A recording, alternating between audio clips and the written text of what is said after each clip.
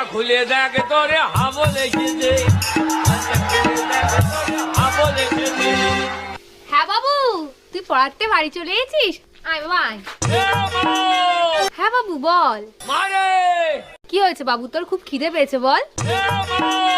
মারে এ মা মারে, এটা ছাড়া অন্য কিছু বলার থাকলে বল। এই তোর এ মা এমা ছাড়া অন্য কিছু বলার থাকলে বল। ওমা জানা আজকে কি হয়েছে?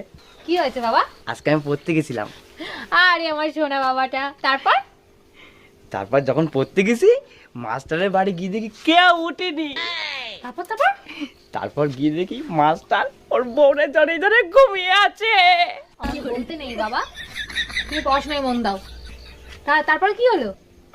তারপরে মাস্টারের ঘরের সামনে গেলাম, গিয়ে বললাম